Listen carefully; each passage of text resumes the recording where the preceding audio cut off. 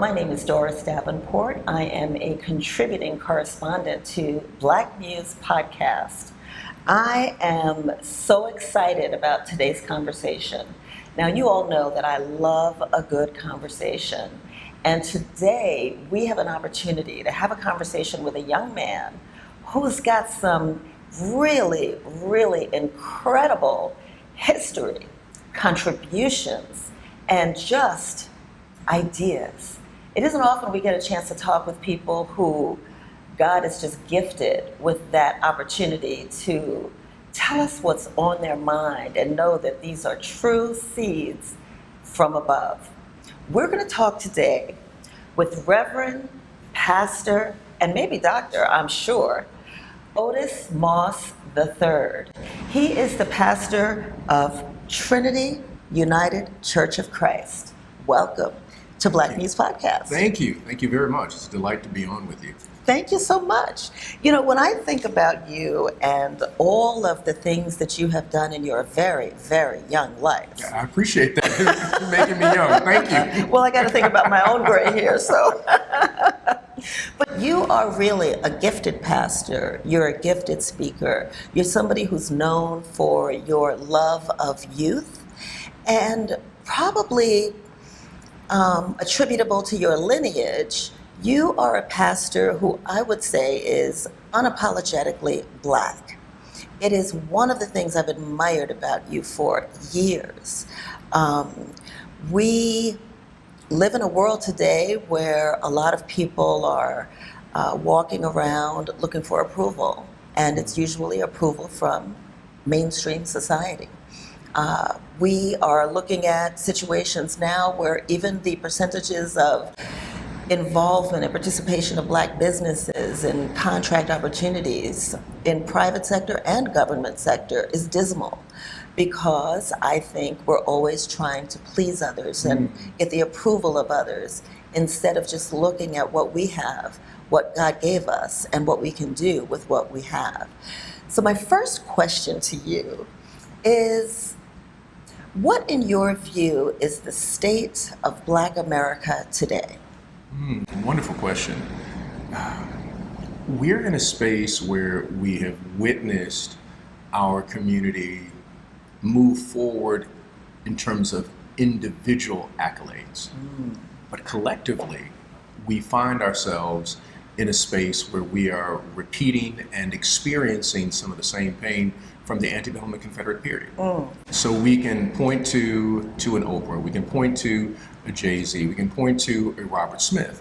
But when you look at people who are caught in the cycle of poverty, those who are dealing with the prison industrial complex, when you look at education, and right now we're seeing a backlash, a desire to return to moments in history. Florida, for example, is banning books. I was reading the other day that they banned a book about Rosa Parks. You gotta be kidding. Yeah, I wish I was. I really wish I was. But it's a continuation of this deep fear of Black excellence, Black intelligence, Black imagination, that in some way that it might overshadow the system that is in place, and it will, in many ways, it will transform that. But we're dealing with a moment where individuals are able to rise, but collectively, the way that the system is structured, it marginalizes people of African descent. You know, that is a powerful statement, because if you know that, and I know that, and we look at the structure of our system from even a media standpoint, which is the narrative, the message that our kids get fed every day, day in and day out, what must they think, not just about the world that they live in, but about the role they can or cannot play in it? You know, I'm glad you asked that question. This generation, I'm not just talking about children of African descent. Yes. There is a discontent with just this generation that wants to see a country live up to the quote-unquote promises to transform this country. This generation has been raised under a Black president. This generation has the echoes of a musical icon by the name of Tupac in its spirit. This generation is witnessing the rise of Afro-pop music. And so they have been influenced by a global perspective culturally, but they have been also harmed by a narrow political focus. And so you have this globalization where Black and brown people are seen as someone you want to emulate, but then on the political side, you have this backlash that continues to say that, yes, you can emulate them for a moment, but you have to return to your whiteness after you're done with your childhood and your young adulthood of emulation. And what I'm grateful for is the movement of young people globally who want to see a new world. The BLM movement, Black Lives Matter, the largest social protest movement in history. From Palestine to Australia to South Africa, people recognize the idea of marginalization and state-sponsored brutality coming from whether it is the police or militarized organizations. We've never seen that, not since Marcus Garvey, who 2.4 million people, I think, were part of the Universal Negro Improvement Association. So that's an exciting moment. But we are also moving into a regressive political time. And then that raises the question, what do we need? And this generation deeply wants to connect spiritually. They just don't have the language to. Now, see, when you talk about the message, what young people need, not having the language to speak, I can't help but think about your roots. Your father was a man that I knew. He was my Aunt Ruby's favorite pastor. Really? Yes, she attended his church in Cleveland, Ohio.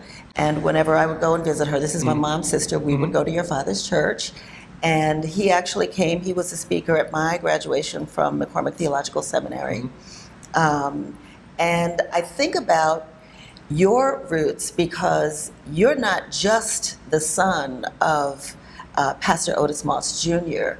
You're the son of Pastor Otis Moss Jr., who he and your mother were married by Dr. King.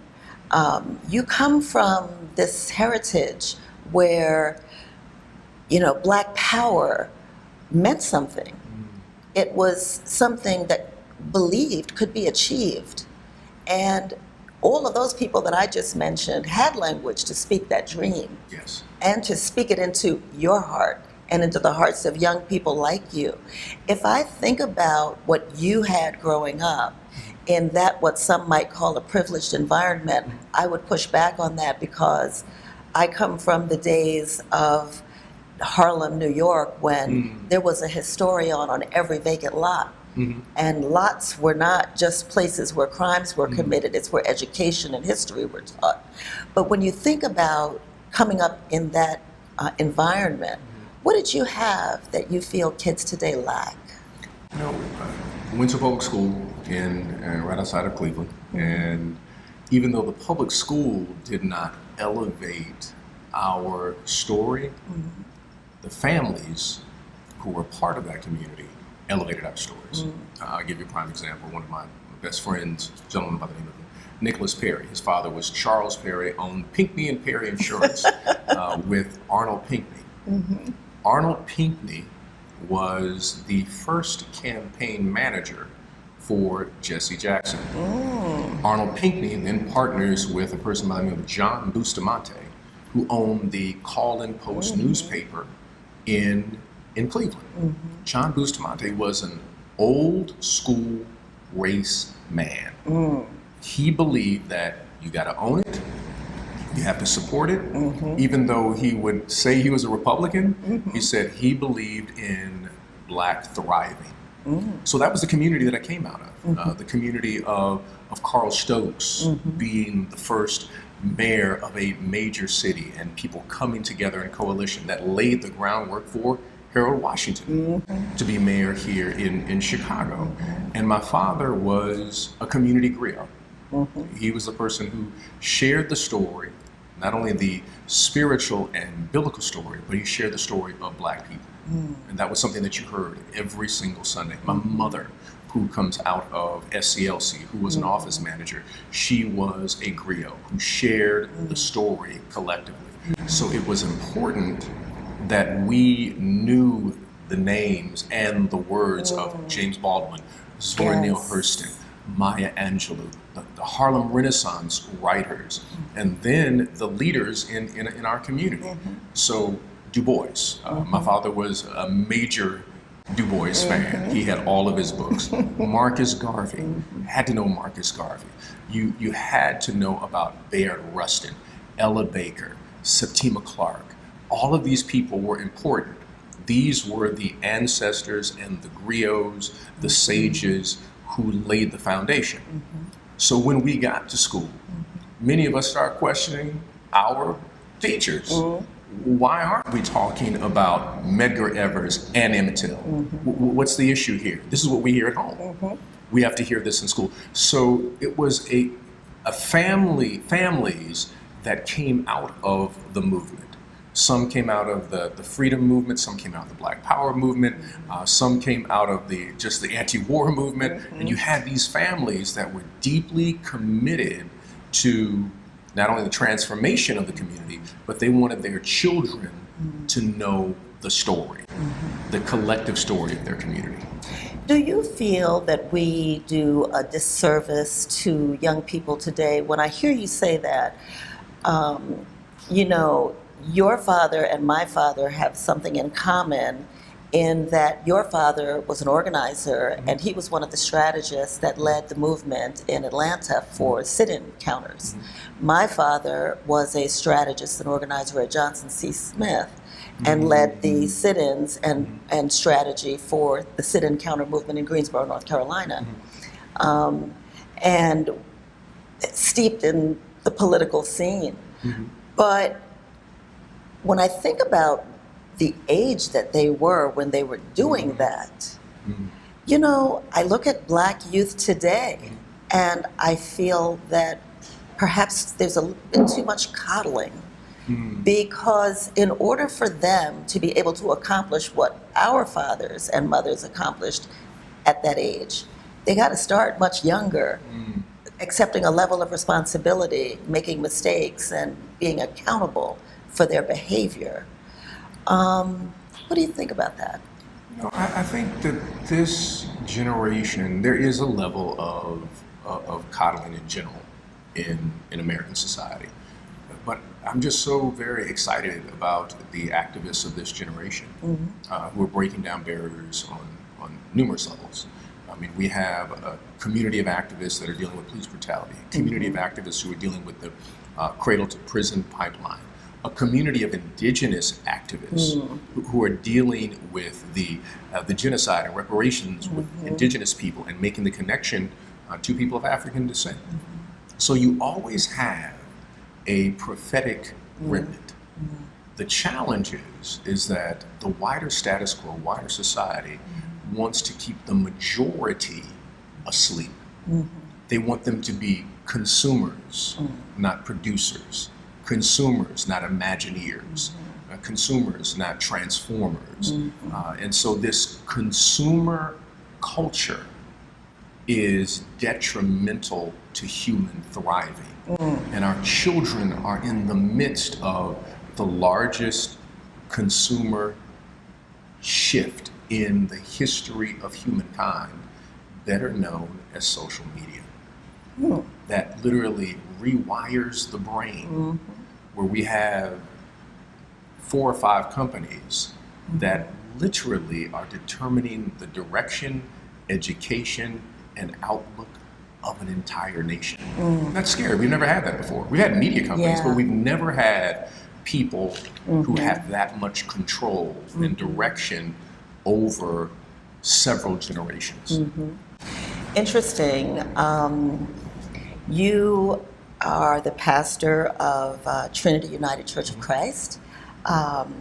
One of your parishioners, former parishioners, was none other than President Barack Obama. And I recall when Barack Obama said once during his presidency, he warned us about social media. He warned us about Facebook, and he called it out, so I'm quoting him. But I think at the time he was real concerned about his own daughters, and knowing that he had insights. Now we've got AI coming, Yes. and that's about to do some things that none of us are, I think, can fathom at this point. Right. But when you look at the politics of it all, Barack Obama did his best, and I'm so proud of his accomplishments. I'm a huge fan, big supporter of his. The politics of this movement. So we think about the consumerism of it all. I think when we talk to the average white person, they still have a lot of fear about Black people. And one of the things I believe that scares them most is that they hear the same narrative that we feel is stifling the growth of our kids, and they believe it. But our kids, they hear it. I don't believe they believe it, because there's a reason why you can see thousands of Black youth show up and nobody ever saw a flyer, nobody ever saw, any news about it, but yet they show up, they have a way of communicating. We look at this consumerism, but how do we teach our young people the value of consuming our own? Because the narrative and what they're trying to get us to buy into is not just things, but it's also culture. Right. And it's a culture that doesn't breathe life into our community. Yeah, that's so true. How do you separate the politics of all of that from what families could be talking about around the dinner table? I don't think you can separate the politics. I think the politics are a part of it. If we look at the definition of politics, polis, meaning the affairs of the city. And the family should be concerned about the affairs of the city, because the city influences and has an impact on the family. And there are several institutions that have to have a social, spiritual, economic curriculum. That being the church, all faith communities, whether it's a church, synagogue, or the mosque. It has to be the family, which is an institution, the educational institutions, colleges, places of higher education, and also locally controlled institutions that we would call, primary schools, elementary schools, things of that nature. And then there is the kind of, I call it the fourth wing, the cultural institutions. Whether the poets, the writers, the musicians, they have to be producing the kind of literature, the music that inspires transformation and change. And we have to work together. We don't have to agree, but we have to work together in a way so that we can educate a new generation. Now, the challenge is that many people don't believe that they even have a curriculum. You go to a church and they're parroting something that was just passed down to them. Yeah. So I like to say it this way: there are Black churches and churches with Black people. And the Black church tradition is a tradition. That's the Harriet Tubman, Frederick Douglass tradition, the tradition of transformation. And then there is the Nouveau tradition. The same thing with places such as synagogues and mosques. That those traditions have the ability to be able to pass on particular values. The family has to hold a curriculum that is affirming to children, so that they can see themselves as excellent and beautiful and fearfully and wonderfully made. The educational institutions have to have a curriculum that speaks truth to power. And that's what's so dangerous about excluding books and burning books and banning books. I want my son and daughter to know about the antebellum period, Jim Crow. I want my sons and daughter to know about the Chinese Exclusion Act. I want my sons and daughter to know about the labor movement. I want my son and daughter to know the complexity of not only American history, but of world history. Yeah. They should walk away and understand Kwame Nkrumah. They should walk away and understand Stephen Biko and Nelson Mandela. They should have an understanding of the entire movement for freedom in India, along with the challenges for the Irish in Ireland. And that gives you a completely different, a global education. We had an intern at our church who was from England, and he wanted to study about the Black church and Black theology. And I was like, well, where did you learn this? He says, well, it's a requirement in our curriculum at school. Oh my goodness. I said, what? Really? He said, yeah, we have a whole section where I had to spend a semester understanding the African American freedom movement. And then I had to understand the indigenous rights movement. Wow. I said, in England, you are getting more information than what we're getting here. Yeah. Because they said, to be a global leader, you have to understand the experiences of the world. I said, well, that's what education is about. So our institutions have to take that perspective of putting children first so that they can thrive. And we currently aren't doing this because we've politicized the curriculum. So the family needs a curriculum that allows children to thrive, where they are affirmed and developed, which means mothers and fathers have to also be in spaces where they can learn parenting. We assume that everybody knows parenting. So we have to create systems now so that the unwritten curriculum of parenting become a written one. Yes. So fathers can know it's all right to love your sons and your daughters, and this how your presence can be powerful, and your words can elevate or destroy. That has to be taught, and that's where we are in a space now, where we need mothers and fathers to be in spaces where they can learn how to empower children, and we've done this before. Fannie Lou Hamer was part of a movement of what was called democracy education freedom schools. Parents came in to learn about how to teach their children.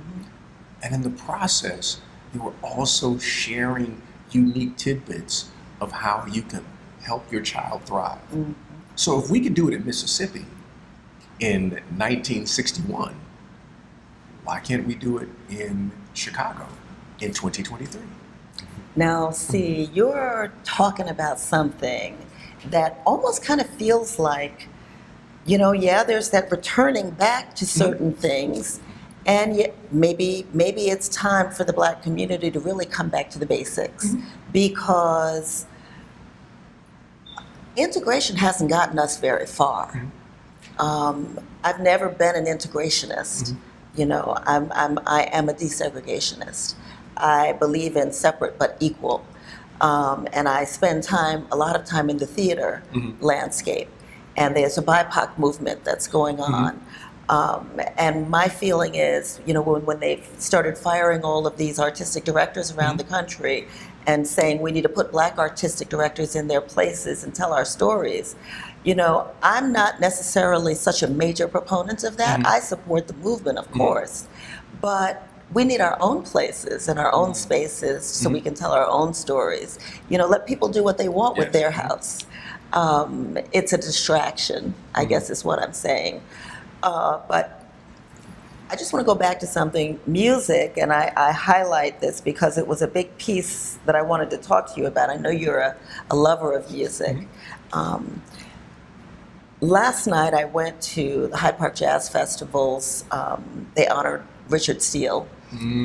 And I believe it was the Ernie Green Trio that played, and he wrote a composition for a guy, Bud somebody, I don't remember his name, but Powell? Bud Powell. Yes. It was Bud Powell, and he'd never met Bud Powell, But he wrote this composition just based on all that he learned about his life. And apparently Bud Howell had a really hard life with lots of ebbs and flows and hills and valleys. And he played this, and it was just Ernie on the piano. He had a bass player and a drummer. And when you listen to this, it was so powerful. Like, I could feel the highs and the lows of Bud Powell's life. No lyrics, but I heard that story. So today, when we think about, that conversation of parents teaching these things to their kids, I ask myself the question, who is teaching our kids today, and what are they teaching them? And I can't help but think about the music that kids listen to, because that is what is in their ear 24/7. And then I ask, who are they listening to, Yes. and what are they being told?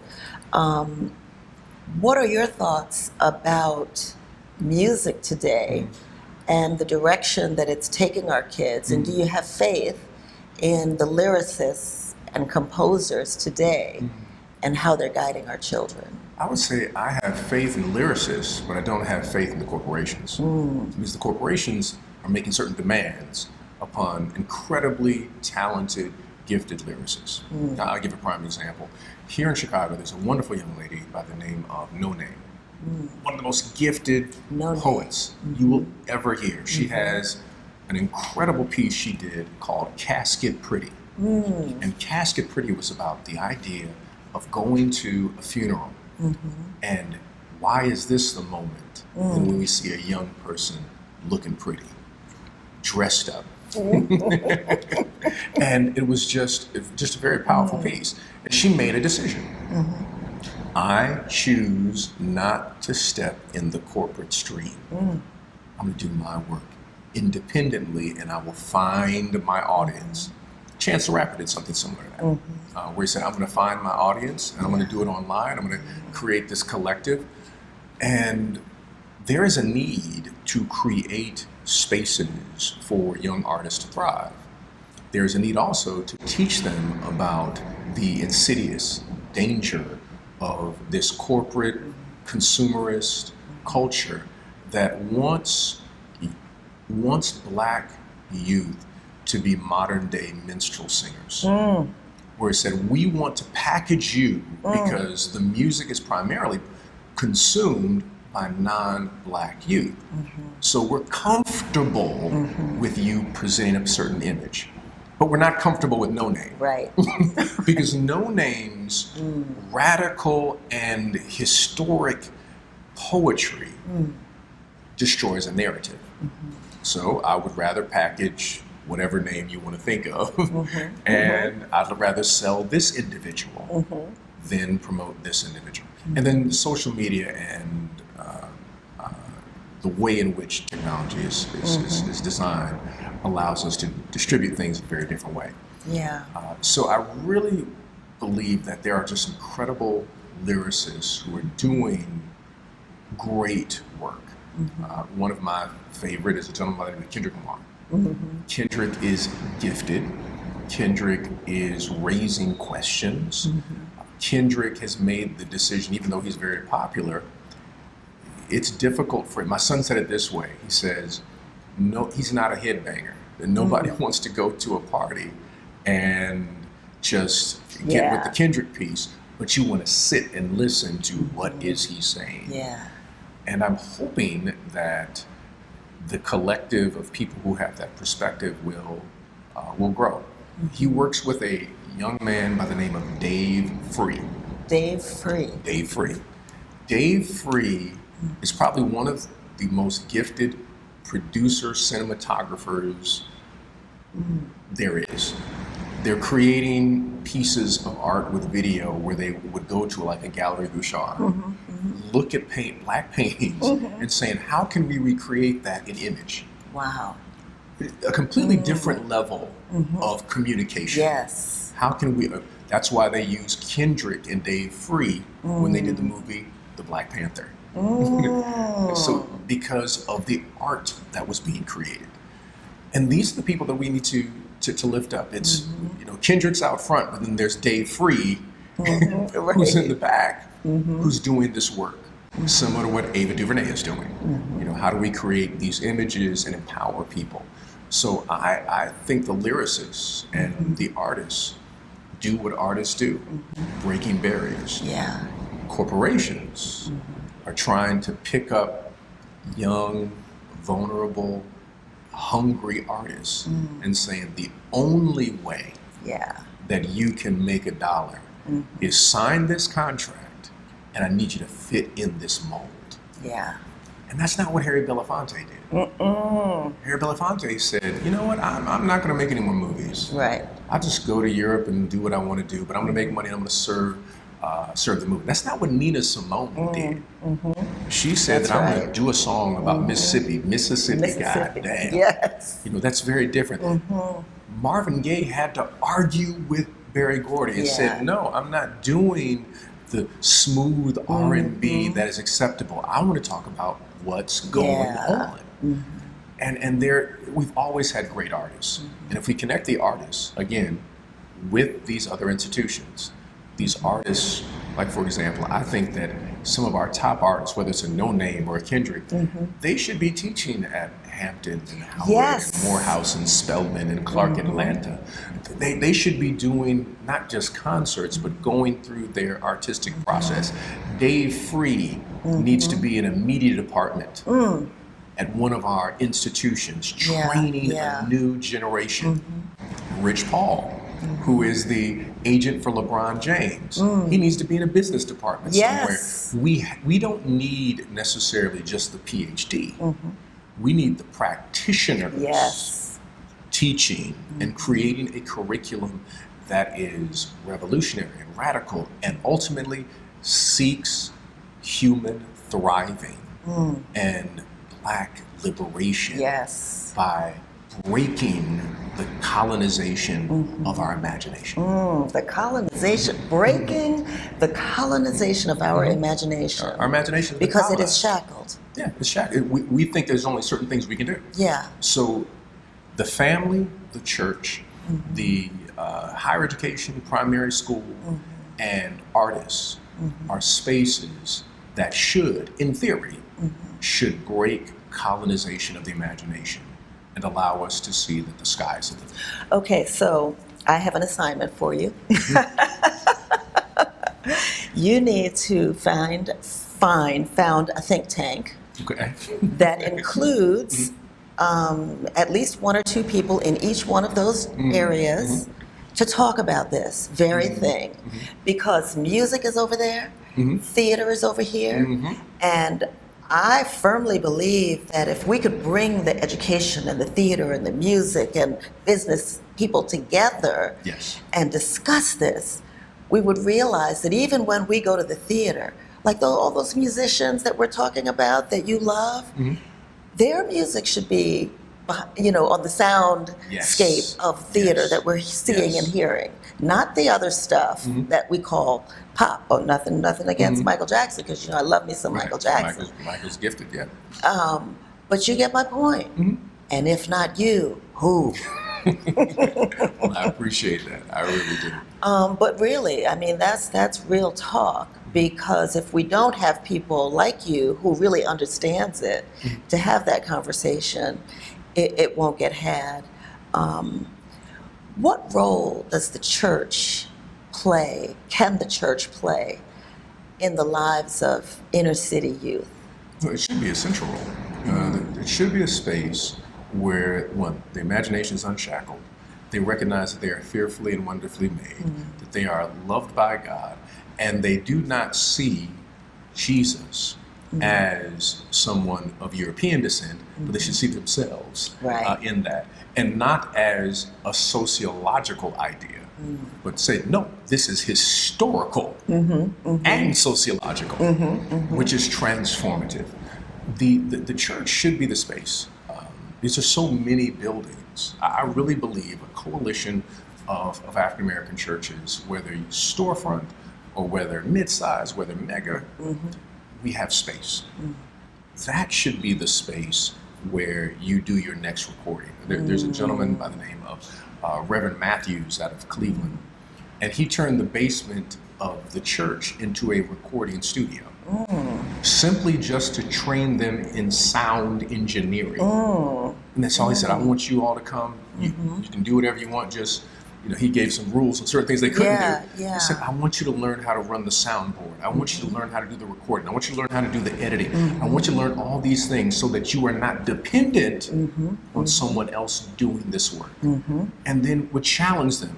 Could you create a piece of art around this subject? That's it. I'm just going to give you the subject. You work with it. And part of the artistry of hip hop is freestyle. And one of the freestyle wonderful things to see freestyle, they used to have a place called the Lyricist Lounge, where you had to pick out something out of a hat. And you had to come up with a killer, you had to come up with a killer rap on it. And so Matthews was attempting to do the kind of work to say it's not just enough to be on the mic, who's going to be behind the scenes doing the work. And churches have that opportunity to do that. Every church should have a rites of passage program that should be training young men and young women what it means to be a thriving adult. What we're doing at Trinity, we have a new initiative. We have a rites of passage program. We have a new initiative. We're taking money right now, and we're taking that money and we're building on it, because when our young people complete their rites of passage program at 17, they go from 10 to 17, we will send them to West Africa for several weeks. 1, to study. 2, to serve. And 3, to get credit before they go to school. And our dream is that when they step on the campus of Howard or Morehouse or Spelman or Harvard or Princeton, they can say, I already got 9 hours because I can speak a little bit of French and Yoruba and Wolof, because I was in Senegal and I was in Ghana. And can you imagine what that would do for a young person who's rooted in that way, rooted in their faith, rooted in their culture, and rooted in the global connection of people, not only of African descent, but of all people. And then they step on a college campus. They're ready. They're ready. And ready. People of privilege. I think about when you talk about students who go to, say, quote unquote, Harvard or a Yale, the commonality is... Wait, now, didn't you go to Yale? I did go to Yale. Graduate school. I started at Morehouse, though. The commonality for many of those in undergrad is, 1, their parents had the means to ensure they were exposed to certain things. So your SAT or ACT has nothing to do with intelligence, has everything to do with exposure. If your mom and dad were reading you Shakespeare, well, there's going to be certain words that you will know on the SAT. Just end of story. If you, in the summer, were summering in Russia and summering in France, well, guess what? I guess you're going to speak a little Russian or a little French. So we're going to do the same thing for our students. But understand that globally, most people look like men. So whether they're in Brazil, whether they're in Cuba, whether they're in South Africa, the Philippines, or Asia, or they're in Australia, they're going to recognize that they're part of a global community, and they no longer need to see themselves at the bottom of a hierarchy, but spiritually, the way that God has created, this is a round table. So there is no front, there is no back. We all sitting at a table we did not make. And that table of humanity that God designed, there's no person who's at the head of the table. And that's the beautiful thing about a round table. Everybody's equal. Wow. I think about what you're doing, and people around this country are talking about the decline of the Black church, that you can walk into a church and there's nobody in the pews. And what you're describing is really like a blueprint for how to bring the young people back to church, because there were a few things that I had written down. What's missing? Skills, confidence, and hope that young people are lacking. In a program like Rites of Passage, those are things that when they walk onto a college campus, they will know. They will have hope. They will have confidence. And have some idea about what they're good at, and you're teaching that. We're doing the best we can. Well, it's got to start somewhere. And people say start where you are. if we were able to duplicate that all over the city of Chicago, that would be great. But hey, Trinity is out there doing it. We are doing the best we can. I think that every community, every faith community, you have the ability to be able to carve out something that can be impactful. Yeah. I think about many of the storefront churches. I think that they do some of the best work in the community. Storefront churches usually have 3 families, essentially, that are part of that. But guess where our best musicians come from? They come from Pentecostal storefront churches. What do storefront churches do? They do something that other churches don't do. It's called the shed. They bring together, and this usually musicians put this together, they bring together all these musicians around Chicago and other places to do a jam session. And you get to get on the drums or the guitar based upon your skill. So, you know, the top skill starts and you kind of go down from there and they learn. So just about every band you see, you know, whether you're watching Beyonce's band or whether you're checking out Gregory Porter's band, many of them were trained in a storefront Pentecostal church. Now, if we had been doing that and we never named it, what would happen if we harness it so that it can even have more potential and power? Wow. What are 2 of the biggest challenges that you have faced as a pastor?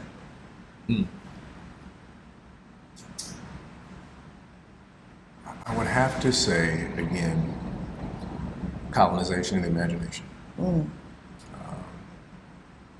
White supremacy makes an impact on what people think is possible.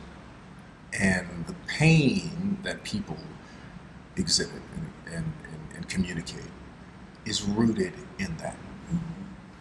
So helping people to see beyond, I survived. Black folk always been surviving. I want to see black folk thrive. Right. There's a major difference. Exceeding and abundantly. Yes. We want to thrive, meaning that we want to be able to live out our potential that God has already inherently placed within us. And that's one of the major challenges that I have experienced. The second is just the tragedy of human frailty. The tragedy of human frailty is bumping into the brokenness of who we are as human beings. And when something is broken, it usually has sharp edges that cuts other people. So people get injured, whether it's in a church or other institution, because of the depth of human frailty. And then on top of that, the colonization of their imagination, that they can't see another way out.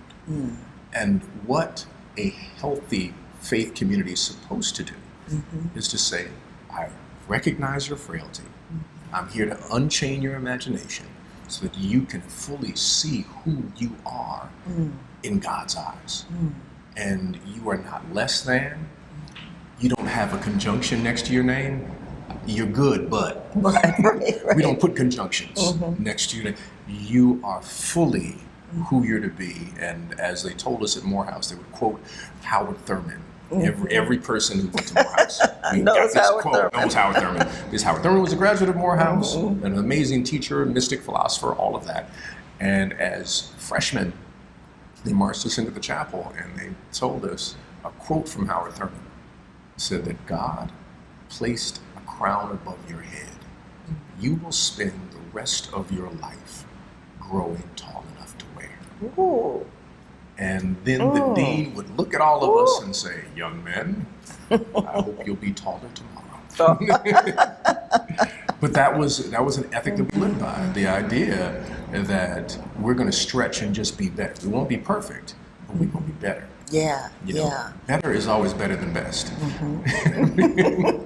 Because better is always seeking. That's right. Seeking, Always it's still seeking, trying. Struggling and stretching Striving. in every aspect. And that's what we want our youth to be. That's what we want our churches to be better. We want our schools to be better. We want our families to be better. We want our artists to be better. We want those who are in the economic and political sphere to be better. There's a crown above our heads. So let's stretch and not wear the fake crown that the world has placed on our heads, but let's stretch for that spiritual crown that we've never reached. How do we train young boys and young girls to be this kind of men and women? There are very distinct messages that young boys and young girls need growing up in order to achieve the kind of family spaces that you spoke about earlier. Today's society teaches lots and lots of things, and I just wonder, is it any more difficult today to teach young boys and girls how to become those men and women you speak about? Absolutely, because there's so many more influences. Yeah, how do you combat against that? How do you compete? First foundation has to be love, because all the things that are competing for the hearts, the minds, the eyeballs of our young people is attempting to say, you're not enough. If you wear this, do this, say this, you'll be better. But really, it's just a sales ploy. Yeah. We have to begin with this idea of love. Love without a conjunction. I'm going to be preaching on love without a conjunction. The idea is not love, but it's like you are fearfully and wonderfully made, as the psalmist talks about. When you begin with that foundation, I mean, you can witness and see and feel a child. I'm talking about a small child, like 3 or 4, who's loved. Yeah. Because they got multiple hugs, multiple people doting on them, and they experience the world very differently. Not fear-based. They walk up to adults and say, "How are you?" They start talking to you. I mean, they just exude a level of joy. Yeah. Because everything is fascinating and not dangerous. Now, the parents are protective and all of that, but love does something to the human psyche. It does something to your body. Here's an interesting story. When children are, having kind of difficulties physically, when they're, between like 0 and 3, 0 and 4, and whatnot, many times they have people that will just rock a child who's in the hospital. They say that that human touch. But here's the interesting thing. It's not just anybody picking up a child and I'm going to rock you. It's the person who has a deep commitment, compassion, and love for the child, that it does something physically that releases chemicals in the body. Honey, you teaching and preaching right now. So we've got to create those spaces. Yes. And the challenge for us is that many adults never had that embrace. Yeah. So now they're trying the best they can to raise a child, and they were never themselves raised. So we have to create the spaces. And that, again, that goes, I think, back to the faith communities, to the educational communities, to the artistic communities, communities that will help people to learn the absolute revolutionary power of love. That's amazing. That's powerful. That is, I remember being in Israel once, and I went to visit the black Israelite, the Hebrew Jews. And I have to say that I really think about, when you just said that I saw a visual, because the children from 6 and down, 6 and under, when you look at their faces and you look at their eyes, these are some of the happiest children I've ever seen in my whole entire life. And they had less than most here. Yes. They're not even accepted as real citizens in their own country. But if you compare their faces with a lot of young black faces today, there's something missing. That joy you spoke about, that freedom to be, that, it's that cultural identity and love that they have. Love. Love is absolutely revolutionary. There's nothing like it. We've spent thousands of years as human beings trying to talk about love. Every poet, every songwriter, every lyricist, whatever, somebody's talking about love. That's right. Because we know how powerful it is, what it can do. And we're not, not talking about sex, we're talking about love. Love, real love. Real love. It's like when they say a child doesn't really care what you know unless they know how much you care. That's right. Yeah, they want to feel that. And the central message, and this is what many faith communities miss, central message, Jesus said, what's the greatest commandment? Love the Lord your God with all your heart, mind, and soul. Love your neighbor as yourself. So I'm going to be doing a message on the three loves: loving God, loving self, loving neighbor. Can you got to love yourself before you can love your neighbor. But the idea that the central message of the gospel is love. That is so powerful because it's like you said, I was going to ask you a question and you just really answered it. It's not straying away from the central message of the gospel. My question, I'll still ask it, how difficult is it to teach the message of the Bible to a young mind today, to a young heart today? Can you? Are there ears to hear? Oh gosh, they're excited to hear it. Now they ask questions just like anybody else. This generation it requires the teacher, the pastor, the servant, in any shape or form, that they have to be better equipped than the previous generation. So for my father's generation, there were people who were biblically literate already. So the assumption that they already knew things. This generation, they're like, I'll never forget the conversation I had years ago with someone. I mentioned something about Amazing Grace. And the gentleman looked dead at me and said, "Who's she?" Because he just assumed it was a woman's name. That's it. So I had to explain what that was. But for this generation, again, you have all this competition, and they raise these questions, but they yearn for connection. And when the story, when the teachings of Christ are raised, people are like, I didn't even know that was there. Like Jesus was like the goat. Right, really? Like he really rolled like that. That's how he rolled like that. Yeah, that's how he rolled in Palestine during that time period. This is the man right here. And this message of love, of people who were completely, utterly marginalized. A woman at the well, a woman with an issue of blood, a man with a so-called demonic spirit. This is his crew. These are the people he wants to. And when they hear this, it's like, oh, this is different than where did this other stuff come? I said, don't confuse the doctrine you've been hearing. Right. We want to get these gospels here. And people resonate with that. You preached a sermon once about lepers. And in that sermon, you talked about the importance of going outside of your community for resources or power or whatever the need is, and bringing it back home to bless the community. In your sermon, your illustration was about lepers because they were the least on the totem pole in the community, and yet they blessed the most. I want you to talk about how important you feel that message is, but also I want to hear your thoughts about, from the political side. Of course, I think about a Floyd Flake in New Jersey, and even some people who say they want to go play footsies with the Republicans because there's power there and resources, and they want to get it and bring it back. Talk to me a little bit about that message, if you would. I appreciate you bringing that up.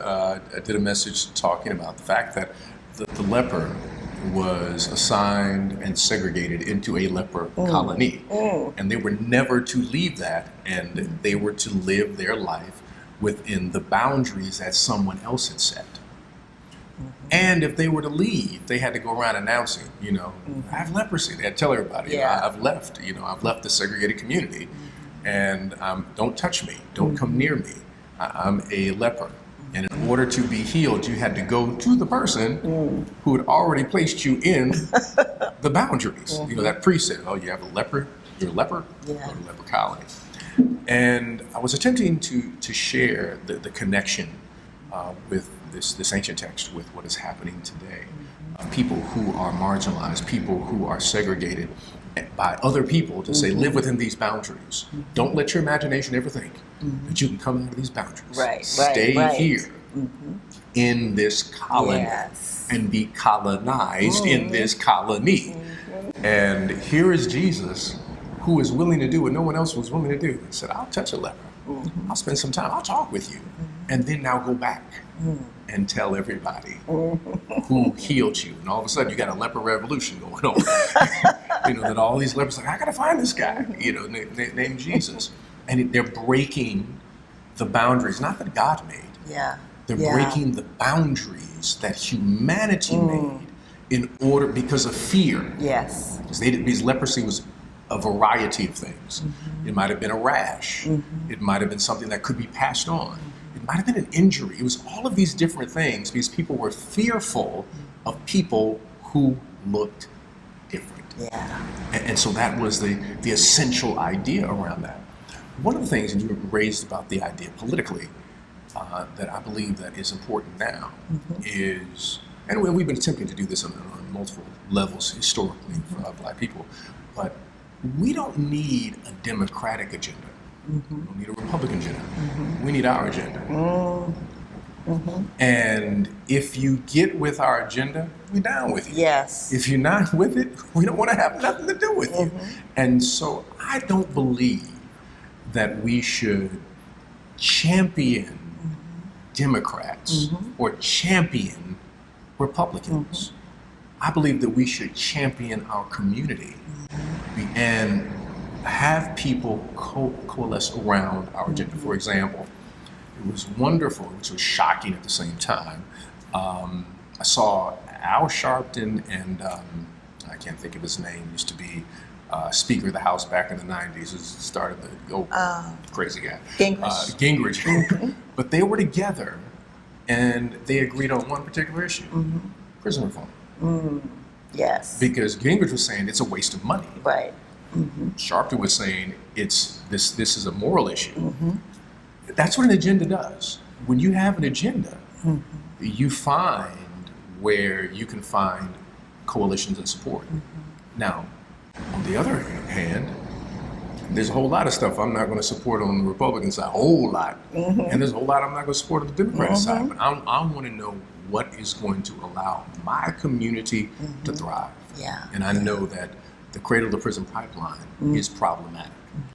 The issues in and around economic development and investment is problematic in our community.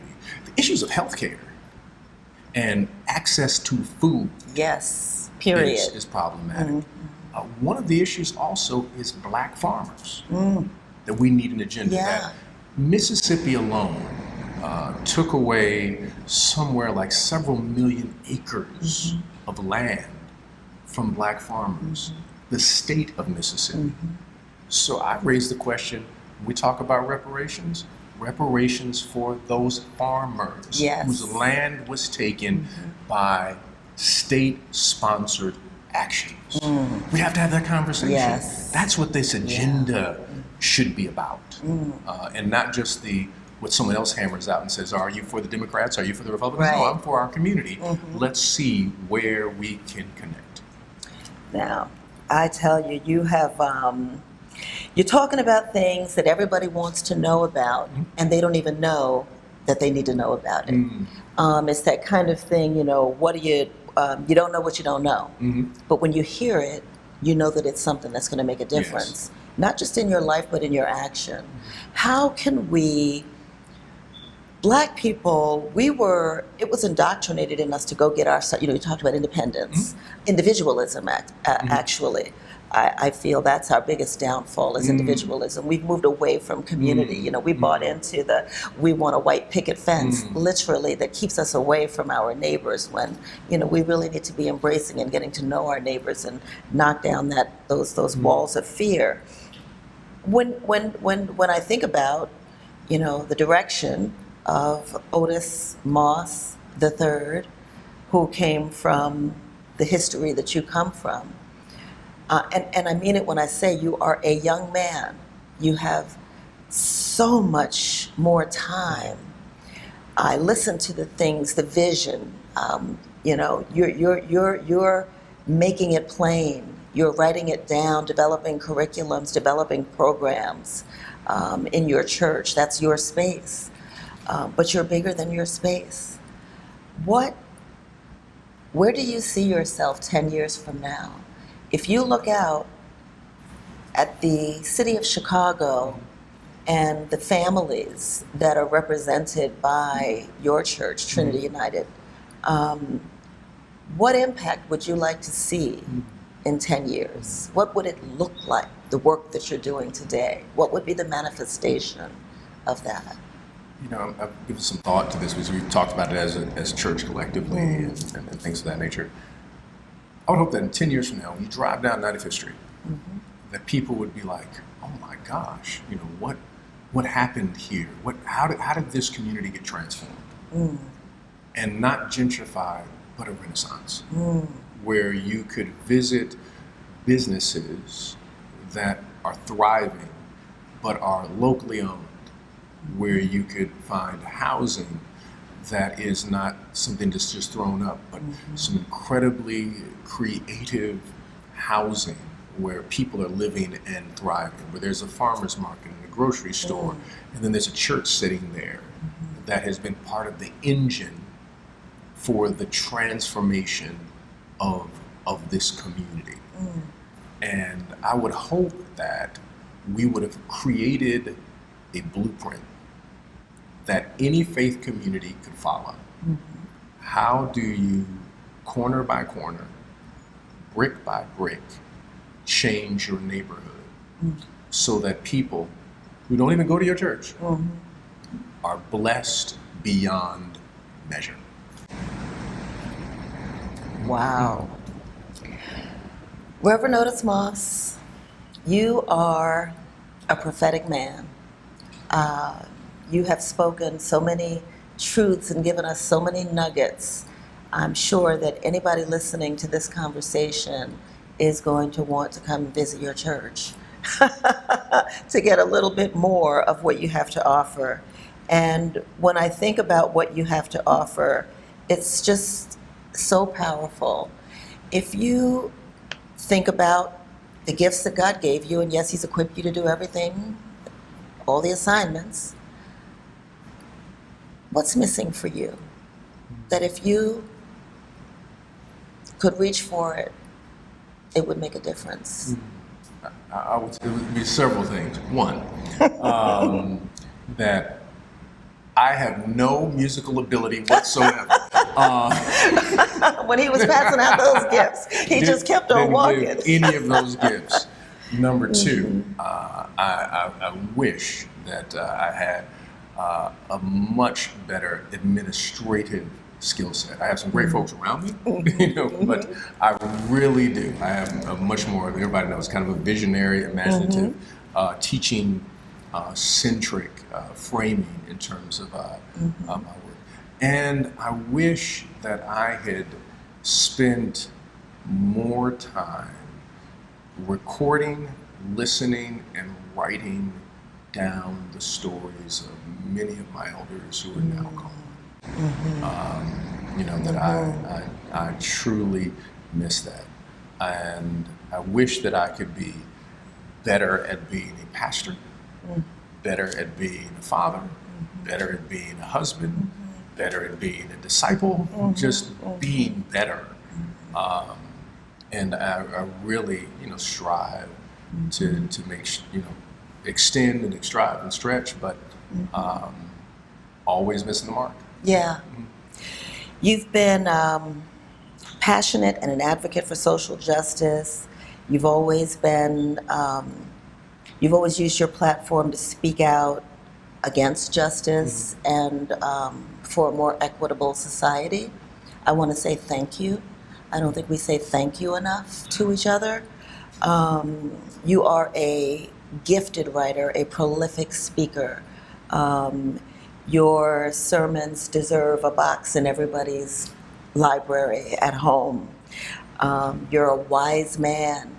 You have a reputation for being a compassionate leader and a listener. And it's not always, I think, easy to balance those kinds of things. But you're also one who doesn't try to keep it all for yourself. You, among your peers, are known for being willing to give guidance and offer support. That is important for young people to witness. I think what I appreciate most about you is your believer in the power of faith as a transformative element that is still and always will be something achievable. What message would you like to leave with our listeners that will leave them with some hope for our community? Love was revolutionary. Love is revolutionary. Love will always be revolutionary. Lead with love, end with love, live in love, know that God is love. There's a blessing in love. Learn how to love, accept the love, and spread the love. And those aspects in itself are always transformative, because every affirming recollection that we have of a person or a place is somehow connected to love. God bless you. Thank you. Thank you And for this. Thank you for this conversation for Black Muse Podcast. Thank you. This is a joy. We've had the blessing of talking to Pastor Reverend Otis Moss III. He's been a powerful voice for good in the world. His insights and wisdom are absolutely invaluable, and he is a force for positive change, one that I believe in, and I know now you do too.